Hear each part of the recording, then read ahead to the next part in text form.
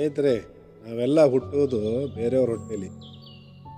ನಮಗೆ ಹೆಸರು ನೀಡುವವರು ಬೇರೆಯವರು, ನಮಗೆ ಶಿಕ್ಷಣ ಕೊಡುವವರು ಬೇರೆಯವರು, ಜಾಬು, ವ್ಯಾಪಾರ, ಉದ್ಯೋಗ ಅದು ಬೇರೆಯವರೇ ಕೊಡ್ತಾರೆ. ಈವನ್ ನಾವು ಸತ್ತ ಮೇಲೂ ಕೂಡ ಹೆಗಲು ಕೊಡುವವರು ಬೇರೆಯವರೇ.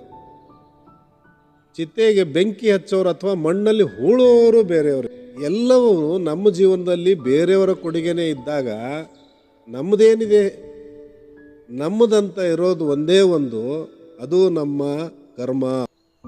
ನಾವು ಗುರುತಿಸ್ಕೊಳ್ಳೋದು ನಮ್ಮ ಕರ್ಮದಿಂದ ಮಾತ್ರ, ನಮ್ಮ ಹೆಸರಿನಿಂದಲ್ಲ. ಆದ್ದರಿಂದ ನಮ್ಮ ಜೀವನದಲ್ಲಿ ಯಾವತ್ತೂ ನಮ್ಮ ಕರ್ಮದಿಂದಲೇ ನಾವು ಶಾಶ್ವತವಾಗಿ ಉಳ್ಕೊಳ್ತೀವಿ. ಕರ್ಮ ಚೆನ್ನಾಗಿದ್ದರೆ ಹೆಸರು ಉಳ್ಕೊಳ್ಳುತ್ತೆ.